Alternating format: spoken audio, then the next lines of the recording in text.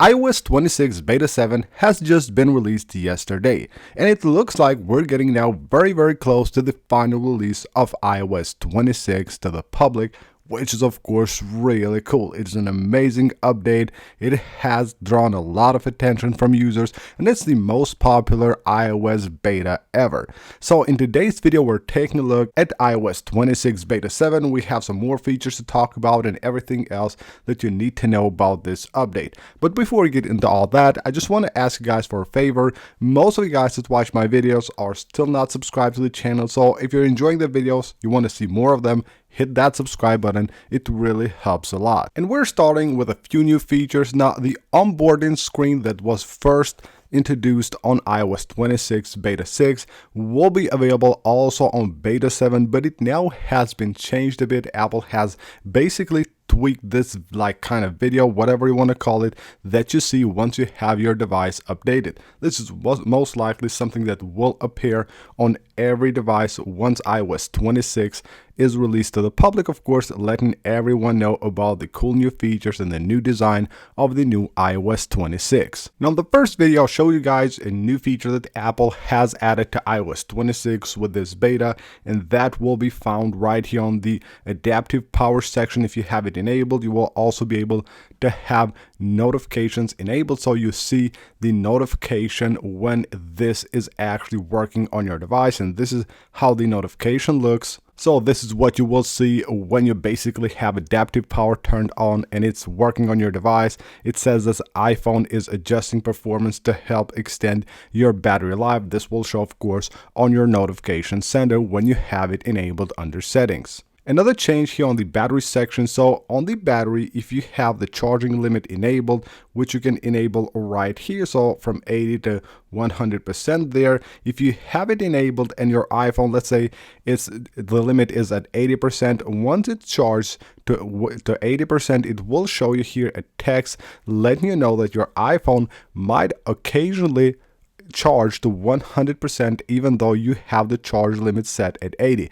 I don't know why Apple does this, but that's what will happen. So from time after time, if you have a charging limit on your device, you will notice that your device will actually charge to 100% even though you might have the charging limit at 80% or any percentage that you set. Another smaller change can be found right here on the home screen. We actually have two different changes here. First of all, the clear mode for the icons, it's a bit darker with this update, meaning that you will be able to actually easier see your icons and see what you're tapping.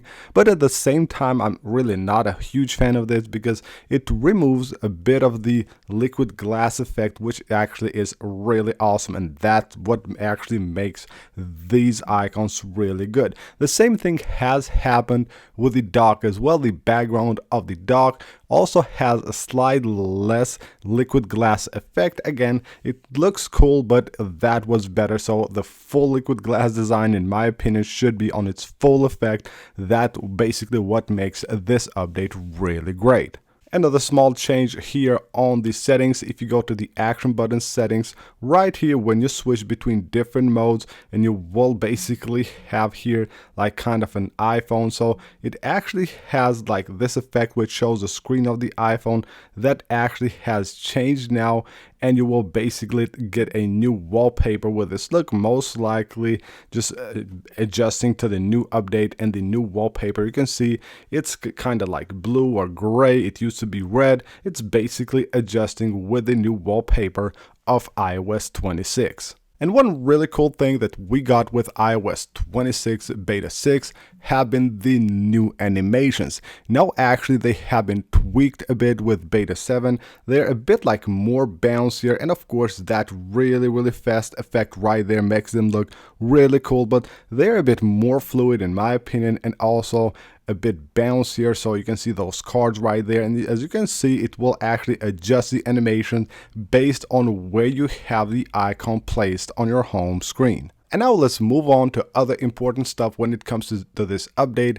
As far as I have noticed with this update, for about a day now that I'm using it, the heating problem has been fixed a lot. Now, it used to be fixed with beta 5 in my experience with my device, but now it's even better and the device is getting a less heat, way better than beta 6, so that's a great thing.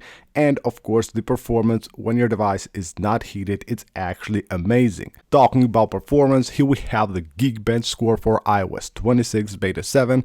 It's a bit down when it compared to beta 6, but we'll have to give it another couple of days and see how it will perform in a couple of days once this update settles in the device here. But again, the score is amazing, way better than iOS 18.5 here on the iPhone 15 Pro Max. We have a single core score there at 2,947, which is amazing, and the multi-core score at 7,589, which is again a great score.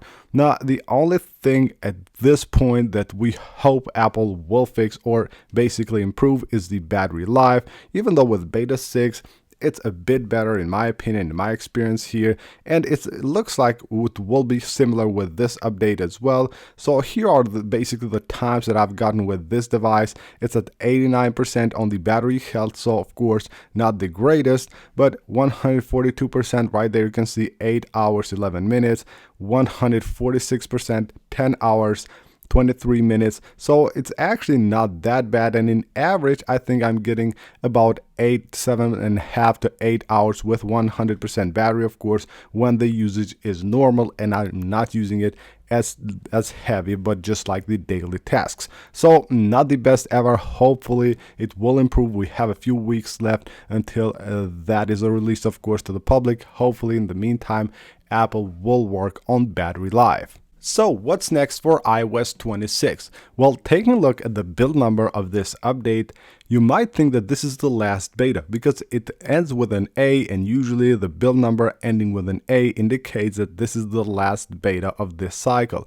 But in my opinion, we will get another beta. This has happened a lot of times where Apple releases a beta ending with an A and then of course releases another one.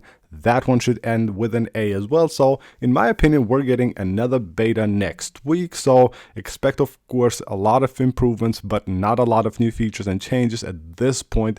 This is basically what we're getting in September. So we're currently on the 19th of August. So the 25th, in my opinion, should be the date that we get beta 8, which should also be the last beta of iOS 26. Of course, we will also get another update before the final release, which will be the RC version, and that usually will happen the same day as the iPhone event. So the 8th or the 9th should be the days that Apple will hold the iPhone event, most likely the 9th. All the rumors, everything is pointing to the 9th of September to be the date that we will see the new iPhone. So that date we will get the RC version, and then the next Monday, as usual, just repeating history here the past few years, on the 15th we should get iOS 26 released to the public. So that's basically it for this video, guys. Hope you guys enjoyed the video and found it helpful. If you did, smash that like button and of course subscribe for more, and I will see you guys on the next one.